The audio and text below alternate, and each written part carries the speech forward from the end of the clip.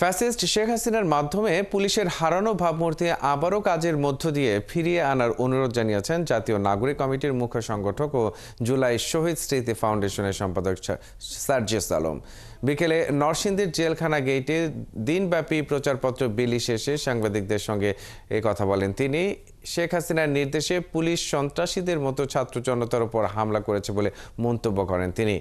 পুলিশদের আবারও জনগণের বন্ধু হয়ে ওঠার আহ্বান জানান। ছাত্র জনতার সংগ্রামের ইতিহাস লিখিত রাখা জরুরি উল্লেখ করে নির্দিষ্ট সময়ের মধ্যেই ঘোষণাপত্র প্রকাশ করতে বলেন তিনি।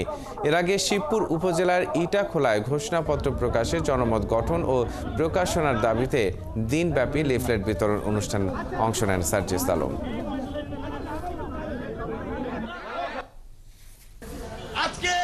আমাদের সাথে এখানেও হয়তো অনেক পুলিশ সদস্য, বিভিন্ন সশস্ত্র বাহিনীর সদস্য ভাইরা রয়েছে। আপনাদেরকে অনুরোধ করব, খুনি হাসিনা প্রত্যক্ষ পরোক্ষভাবে আপনাদের ইমেজকে সংকটে ফেলেছে। আপনাদেরকে এই ইমেজ আপনাদের কাজের মাধ্যমে ফিরিয়ে আনতে হবে।